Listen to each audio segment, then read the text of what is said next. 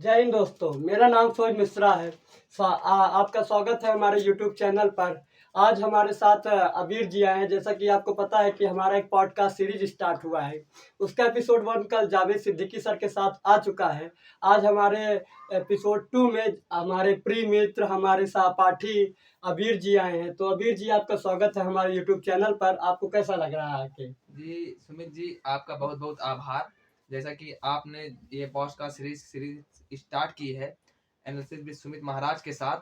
आपने जैसा मुझे कल फ़ोन किया और मुझे पता चला कि ये मेरी दूसरी पॉडकास्ट सीरीज होने वाली है, तो मुझे बहुत प्रसन्नता हुई और मैंने अपना समय निकाल के आपको दिया। तो आपको मुझे बुलाने के लिए बहुत बहुत आभार व्यक्त जी, करता जी, हूँ। जी। तो आप आए, इसके लिए भी हम आपको आभार व्यक्त करते हैं कि आपने अपना कीमती समय हमको दिया। तो चूँकि आप मेरे फ्रेंड हैं जी और हमारे सहपाठी हैं, हम लोग जी 5-6 साल से साथ हैं, जी तो ये पॉडकास्ट कहीं से भी सीरियस टाइप का नहीं होने वाला है। जी जी और इसमें हम आपसे कुछ पर्सनल क्वेश्चन पूछेंगे, अगर आपको कोई दिक्कत ना हो तो? जी, मुझे कोई दिक्कत नहीं। जैसा कि आप मेरे सहपाठी भी हैं, आपने लोगों को बताया, तो मैं आप मुझसे पर्सनल से पर्सनल प्रश्न पूछ सकते हैं और मैं व्यावहारिक उत्तर देने की पूरी कोशिश करूँगा। जी, जी। तो क्योंकि मुझे तो हम एक प्रिय मित्र हैं, बेस्ट फ्रेंड हैं, तो बेस्ट फ्रेंड को दूसरे बेस्ट फ्रेंड के बारे में पता ही होता है। लेकिन हम चाहेंगे कि हमारे जो दर्शक हैं या फिर आपके जो दर्शक आके आने वाले देखने वाले हैं, आपको बता दें कि इनका भी यूट्यूब चैनल है एनालिटिकल अबीर के नाम से। तो अगर आप देख रहे हैं तो वीडियो देखने के बाद आप इनके भी चैनल पर एक बार जाकर ज़रूर इनके कंटेंट को देखिए। ये ऐसी वीडियो बनाते हैं जो समाज के हित में होती हैं और ऐसी बातों को सामने रखते हैं जो लोग ना समाज के सामने खुल के बात कर नहीं पाते हैं। तो एक बार उसको ज़रूर देखिएगा। तो हम पॉडकास्ट को अपने स्टार्ट करते हैं। तो इनसे आज्ञा मिल गई है भैया, अब आप बिल्कुल खुल के जी, जी, पर्सनल बिल्कुल। क्वेश्चन पूछ सकते हैं। तो ये तो क्या हुआ कि मेरे हाथ खुल गए हैं। जी, आज हम इनसे पुराने जितने हिसाब होंगे, सब बराबर करने वाले हैं। तो चूँकि आज बहुत ज़्यादा खुशी का दिन तो है नहीं, तो क्योंकि आज ब्लैक डे है, 14 से फरवरी है। तो अनुराग जी, अगर मैं आपके सामने 14 फरवरी बोलता हूँ, तो आपके मन में सबसे पहले क्या ख़्याल आता है? जी, आज तो पूरे देश को ही पता है कि आज कौन-कौन से दिन हैं, लेकिन जैसा कि आपने पूछा, तो मैं अपने मित्रों के सामने बताना चाहूँगा कि मुझे सबसे पहले पुलवामा अटैक की याद आती है, क्योंकि मेरे लिए राष्ट्र से बढ़कर कुछ है नहीं। फिर अब युवा को भी, अगर इस जो हमारा युवा वर्ग है, उसको भी नज़रअंदाज नहीं करते हैं, तो मैं बताऊँगा कि आज वैलेंटाइन डे भी है और आज धार्मिक लोगों के लिए बसंत पंचमी भी है। लेकिन दोस्तों, मैं धार्मिक चीज़ों को बहुत ही इग्नोर करता हूँ, क्योंकि मुझे धर्म से ज़्यादा लेना-देना नहीं है। ना तो मैं ईश्वर जैसी चीज़ों में आस्था रखता हूँ। हालाँकि ये महाराज हैं हमारे, तो मैं इनके दिल को ठेस नहीं पहुँचाऊँगा, लेकिन मुझे ईश्वर जैसी संकल्पनाओं में ज़्यादा विश्वास नहीं, ना मैं धर्म से लेना-देना है। तो मुझे पुलवामा अटैक मतलब मेरे लिए दुखदाई है, मैं इसको याद करता हूँ। और 14 फरवरी आपने प्रश्न पूछा, ये मेरे लिए पुलवामा अटैक का ब्लैक डे है। तो आज तो आपने 3 डे बताए। एक तो बताया आपने वैलेंटाइन डे है, एक आपने बताया पुलवामा का अटैक जो हुआ था ब्लैक डे है, और एक आपने बताया बसंत पंचमी है। वैलेंटाइन डे है, इस पे आप एग्री क्यों नहीं करते? ये समझ में आता है आपसे, इसके बारे में आगे हम बात भी करेंगे। लेकिन आप क्या मना रहे हैं इन तीनों में? जी, मैं वैसा कि आपको पहले ही बता फिर से बता रहा हूँ कि मैं पुलवामा अटैक है, मैं अपने जो भी श्रद्धांजलि हुए हैं, उनको श्रद्धांजलि समर्पित करते हुए अपने देश के प्रति जो जवान शहीद हुए हैं, मैं उनको श्रद्धांजलि देता हूँ और मैं यही ब्लैक डे मना रहा हूँ। मैं संपूर्ण युवाओं को प्रेरित करूँगा कि वो ब्लैक डे ही मनाएँ। तो बढ़िया बात है कि आपने राष्ट्र को सर्वोपरि रखा है। लेकिन एक बात नहीं समझ में आई अनुराग जी, कि आप वैलेंटाइन डे सेलिब्रेट नहीं कर रहे हैं। तो क्या इसका ये मतलब निकले कि आपकी कोई महिला मित्र नहीं है? जी, जैसा कि आपने पूछा, महिला मित्र तो मैं आप भी जानते हैं कि जिस संस्थान से हम लोग जुड़े हैं, उसमें केवल पुरुष वर्ग ही नहीं आते हैं, महिला मित्र भी हमारी सहयोगी हैं, सहपाठी भी हैं। लेकिन आप जो पूछना चाहते हैं, मैं आपके दिल की बात समझ गया हूँ। आप ये पूछना चाहते हैं, क्या मेरे पास कोई अ, पर्सनल महिला मित्र, या जैसा कि आज के युवाओं का रुझान है, मेरे पास कोई गर्लफ्रेंड नहीं। तो मैं आपको बता दूँ कि मेरी गर्लफ्रेंड रह चुकी हैं, हालाँकि मेरा ब्रेकअप भी हो चुका है और इसीलिए मैं कहना चाहूँगा कि ब्रेकअप मेरी महिला मित्र भी रह चुकी हैं, मेरा मूव ऑन भी चल रहा है, तो ऐसी बात नहीं है। लेकिन देश सर्वोपरि है, राष्ट्र सर्वोपरि है, तो मेरे लिए राष्ट्र राष्ट्र के हित से बढ़ के और कुछ भी नहीं है। आप राष्ट्र की बात कर रहे हैं, आप यूथ की बात कर रहे हैं, आप खुद एक यूथ हैं। हाँ, तो आप जो ये इस देश का यूथ है, आप इस यूथ को आप इस देश के यूथ को किस नज़रिए से देखते हैं? देखिए, आपने खुल के मुझसे प्रश्न किया, अब मैं जी, खुल के आपको उत्तर दूंगा। जी, जी, आज के जो युवा है जी, वो, मतलब बुरा ना लगे किसी भी युवा को, लेकिन रियलिटी यही है, अधिकांश युवा आज का नशेड़ी है। जी, मैं भाई इसलिए नशेड़ी है, अधिकांश युवा को आज के समय फोन का लत है, जी, अधिकांश युवा आज के समय नशीले पदार्थ का प्रयोग कर रहे हैं, अधिकांश युवा आज के समय लड़कियों का लत है। जी, आप किसी भी फंक्शन, किसी भी ऐसी कार्यक्रम में जाएंगे जहां लड़कियां हो या युवा जाए, तो उनका सबसे पहला काम होता है कि वो महिलाओं को कैसे इम्प्रेस करें। तो मैं आज के युवाओं को नशेड़ी के रूप में देखता हूँ, हालांकि सब युवाओं को नहीं, लेकिन मैंने बोला आपसे अधिकांश युवाओं को।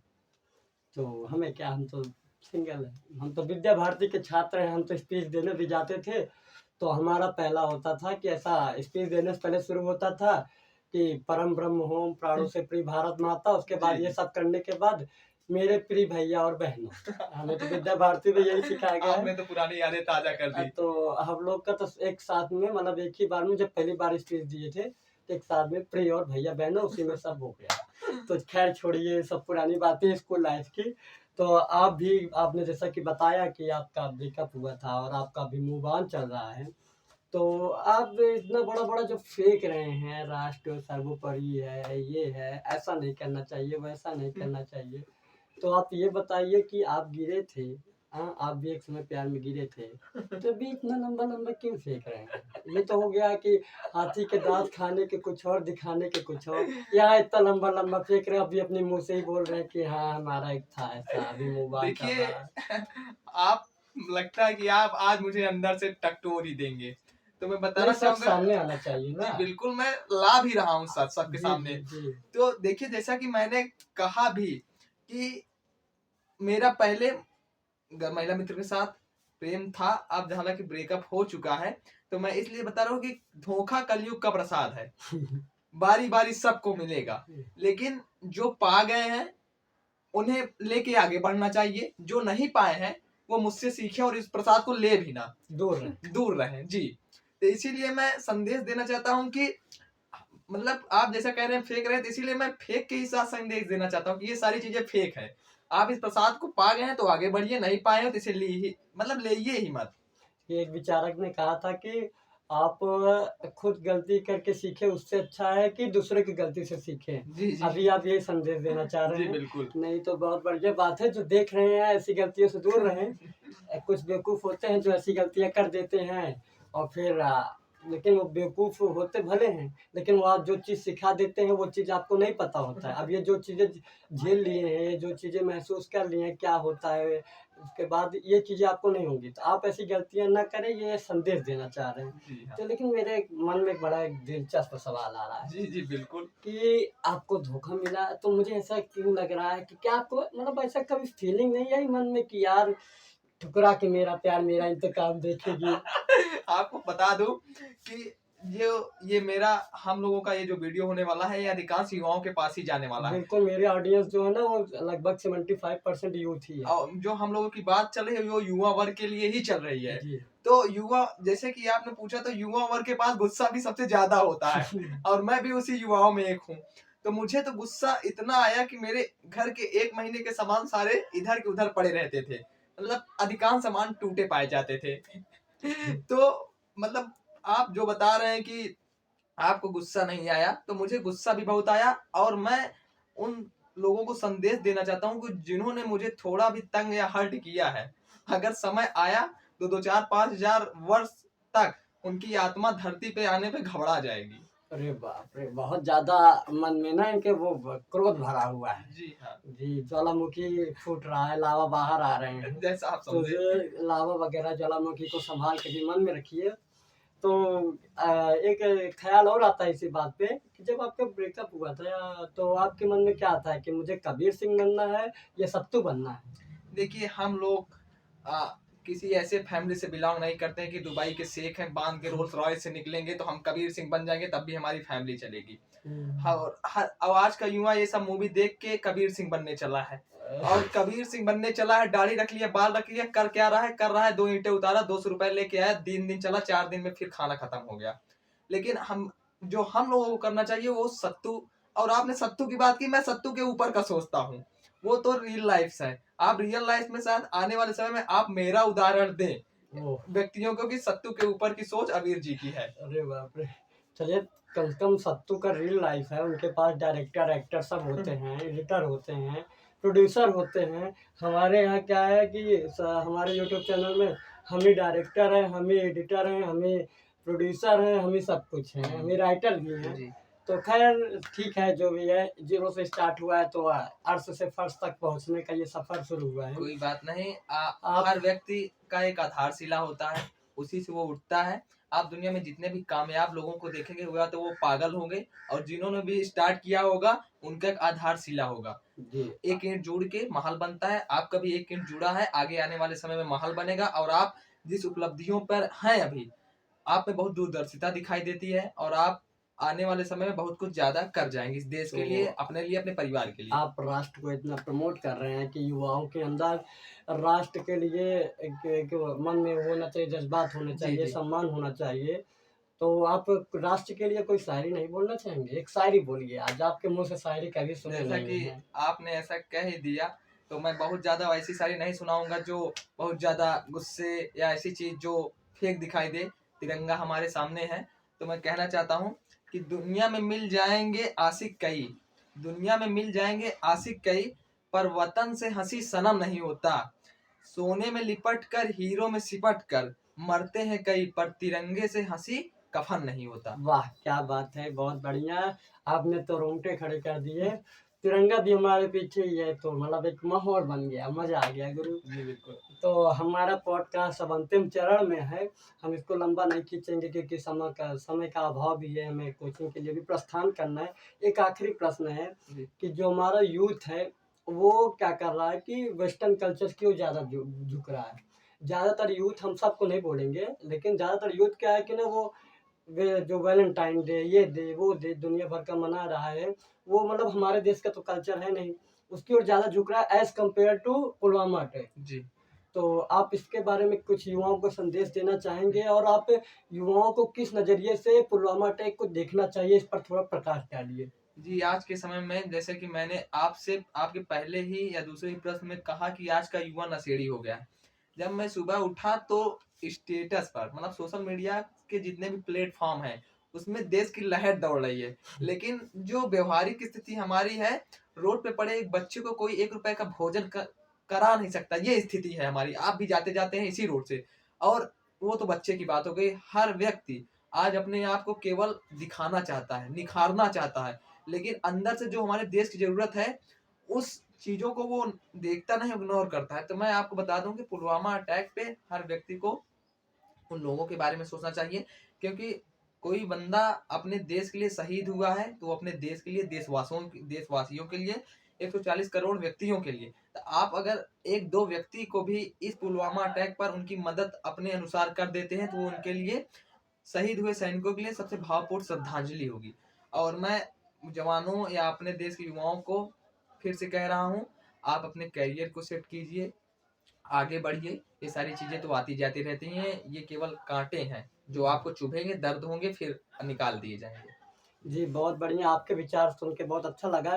ये इस जो प्रश्न था, इस पर मैं भी अपना एक विचार रखना चाहूँगा कि क्या है कि अभी ना एक सूअरों की झुंड है, आप समझिएगा। हुँ। सूअरों की झुंड है, सबको वही चाहिए कि मेरा बंदा हो, मेरी बंदी, और दौड़े जा रहे हैं। हुँ। आँख में पट्टी बाँध लिए हैं, सूअरों की तरह दौड़े जा रहे हैं, उसी झुंड में सूअर की तरह शामिल होते चले जा रहे हैं। उन्हें घंटा फ़र्क नहीं पड़ता है कि हमारे देश में क्या हो रहा है, हमारे देश की क्या स्थिति है, हमारे जी, देश के जवानों के साथ क्या हो रहा है। जी, तो आप इसके बारे में थोड़ा ख़्याल करिए, सूअरों में जो ऐसे झुंड में घुस जी, जाते हो। आपने बात की सूअर की, हुँ, या फिर जो ऐसे व्यक्ति जो देश के अनहित में सोचते हैं, तो मैं इसमें बहुत ज़्यादा, आगे हमारा वीडियो लंबा भी हो गया, बहुत ज़्यादा बातें नहीं कहूँगा, लेकिन आप 2 लाइन कहूँगा, मात्र 2 लाइन। जी, इस 2 लाइन में समग्र देश हमारा देश हित में छुपा है, और उन सुअरों के लिए है कि सुंदरता तो नाले में भी होती है, सुंदरता तो नाले में भी होती है, बस दृष्टि सुअर की चाहिए। और आप जान गए कि मैं नाला किसको कह रहा हूँ, सुअर किसको कह रहा हूँ, सुअर की दृष्टि किसको कह रहा हूँ। जी, जी, बहुत बड़ी बात कही है आपने। समझने वालों को इशारा काफ़ी अगर समझ जाते और हैं तो अच्छी बात है। लास्ट में मैं आपने मुझे आमंत्रण दिया इस वीडियो के लिए। मैं सभी भाइयों को कहूंगा कि ये सुमित जी आगे आने वाले बहुत कुछ कर गुजरेंगे। आप इनके चैनल को लाइक कीजिए, सब्सक्राइब कीजिए जी। और इनको वैसे ही आप प्रसन्न चिन्ह रखिए, क्योंकि ये हमारे चहीते हैं, हमारे संस्थान के सबसे चहीते हैं और आगे आने वाले के लिए अपने देश के सबसे चहीते बनने के लिए आपके साथ तत्पर रहेंगे। जी, जी, आपका बहुत-बहुत धन्यवाद। आपने इतना मुझे प्यार दिया, इतना आभार दिया। लेकिन हम चाहेंगे कि आप हमारे साथ जो आज के दिन जवान शहीद हुए थे, उनको हाथ जोड़कर जी, श्रद्धांजलि भी अर्पित मेरा करें। संपूर्ण भारतवासियों को फिर से नमस्कार। उन जवानों को मेरे दिल से श्रद्धांजलि है जिन्होंने हमें और हमारे देश को बचाने के लिए 140 करोड़ भारतीयों की सुरक्षा के लिए अपने जान गंवाए। उन सारी महिलाओं, उन सारे रिश्तेदारों को, उन सारे परिवारों को भी मेरा विनम्र श्रद्धांजलि जिन्होंने ऐसे वीर पुत्रों को जन्म दिया। जी, संपूर्ण जी। भारतवासियों को नमस्कार। मेरा भी सब उन जवानों को कोटि-कोटि प्रणाम करता हूँ। मैं उनके चरणों में अपना श्रद्धांजलि अर्पित करता हूँ। उनके परिवारों के साथ मेरी संवेदनाएँ हैं और मैं ये विनती करूँगा कि अगर आप ऐसे किसी परिवार को जानते हैं, अगर किसी संकट में जो अपने देश के लिए अपनी जान को न्यौछावर कर दिए, तो आपसे जितना हो पाता है उसकी मदद करें, उनके प्रति अपनी संवेदनाएँ व्यक्त करें। आज का पॉडकास्ट हम यहीं ख़त्म करते हैं। आगे के सेशन में अगर आप चाहेंगे, आपका प्यार और सपोर्ट रहा, तो हम अनुराग जी को फिर से बुलाएँगे। अब हो सकता है तो अगली बार हम अनुराग जी के चैनल में जाएँ। इनका चैनल का नाम है एनालिटिकल अबीर ना? जी, सही जी, कह रहे हैं बिल्कुल, ना? एनालिटिकल एनालिटिकल अबीर। अबीर। तो आप उसको भी जाकर देख सकते हैं। तब तक के लिए दोस्तों जय हिंद, जय भारत, वंदे मातरम। हमारा लोग का नमस्कार। फिर से मुलाकात होगी। जय हिंद।